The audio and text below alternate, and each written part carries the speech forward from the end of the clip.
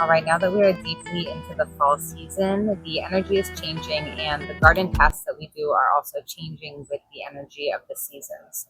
So, as we transition from fall and into winter, the energies of the plants is going down out of the leaves and out of the branches and into the roots. So, now is a good time to plant native plants, perennials, move plants that you want to develop a good root structure in a new place and also save seeds. The energy has come out of the top. The seeds of many things have had the opportunity to fully ripen and start drying off. And so it's a time to take off those seeds and save those seeds so we can share them with other people and use them next year. Put in this lyre leaf sage, which we got yesterday at the farmer's market. This spot is super rocky. There's gravel that was put down into the soil to maybe prevent, I'm not sure, I think maybe to prevent erosion, but it's not effective for that. And so we're trying to figure out what do we do with this extremely rocky soil. So we got this from a local native plant nursery, Chesapeake Natives. Shout out to them, and thank you for the consultation. The woman who was working said that this would be a good place for rocky soils, or a good plant rather for rocky soils. And so we are going to try it out and see if it can survive where the bay leaf could not survive. So lyre leaf sage, it has nice light blue flowers in May and June and also attracts hummingbirds. So we'll see what's up with this salvia.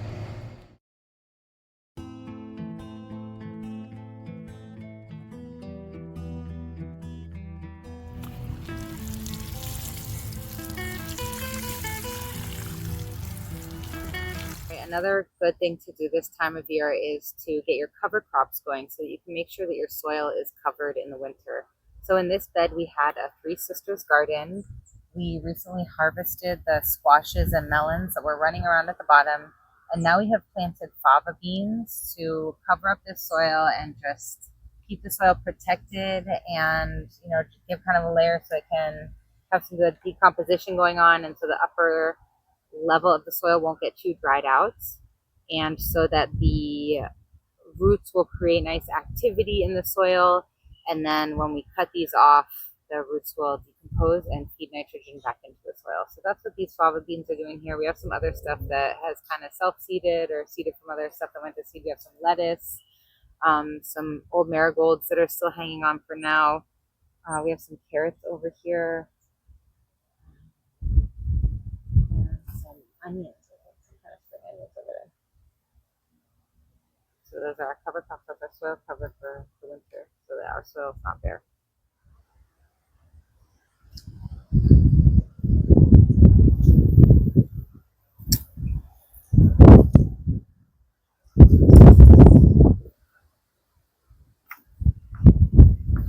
What are you doing? Taking the driest and crusty basil flowers that have fully ripened into seed heads, and we're going to try to get the tiny little basil seeds out of here. I'm leaving on any that look like they might be hosting larvae or fungus, and just taking the dried ones because they're easier to process, and we definitely have more than we need. So these will be just the right amount.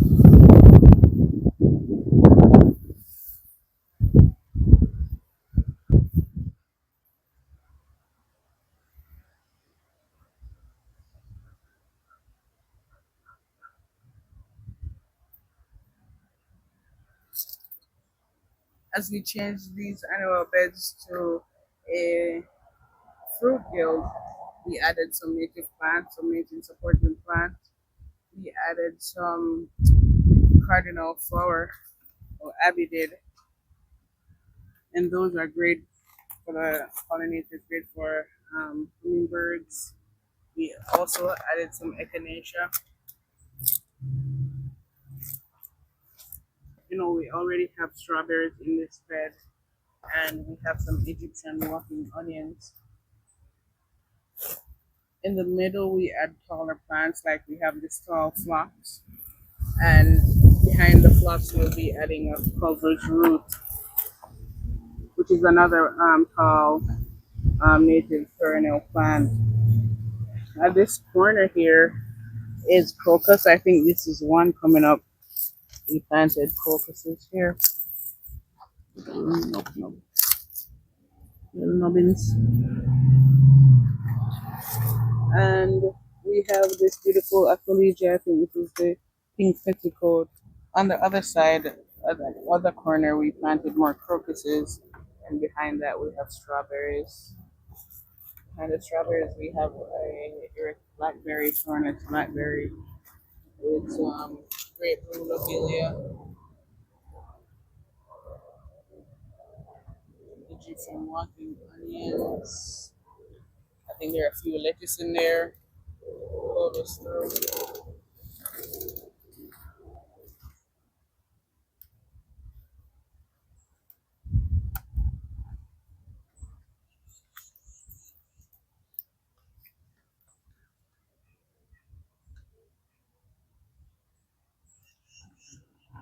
It's a great time of year to split the plants and to collect seed. Here we have some yarrow. You can collect seeds from here within a reach. We have purple of grass seed here. We have little blue stem seeds here. So at this time of year, the yard is a resourceful and replenishable resource. You can spread seeds in the yard, you can collect seeds, you can give seeds away, you can collect and have like a seed sowing class in the winter where you can plant your native plants. So at this time of year for a native plant grower, it's in abundant time. Some of these plants are really expensive if you have to buy them, and sometimes it's good to just collect the seeds and grow some more. So when you grow native every year, it's more abundant than the year before.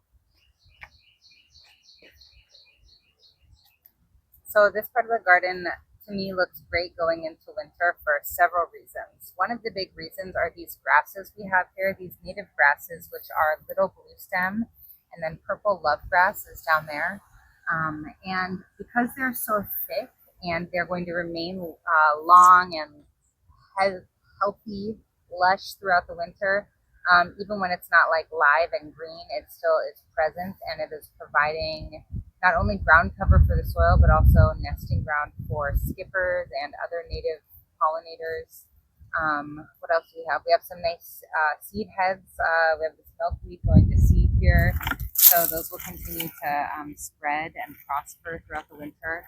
We have a good amount of ground cover that if some of it is evergreen and some of it will maintain throughout most of the winter. We've added a little bit more ground cover here. This one is sweet woodruff. We have a little bit of actually super suffering New England aster over here, but just seeing these flowers bloom knows that there's makes me know that there's going to be some food for the pollinators. And we added a native swamp mallow down here. So that one is going to be the, I think, crimson eye swamp mallow. We also recently moved this aqualegia, which will do nice in this shady section. And that's what's going on over here. Oh, I also love that these actually are going to be evergreen throughout most of the winter, or the whole winter, hopefully. The cardoon greens maintained throughout the entire winter last year and were a huge focal point of the winter garden, in addition to providing some cover and leaf litter where the pollinators can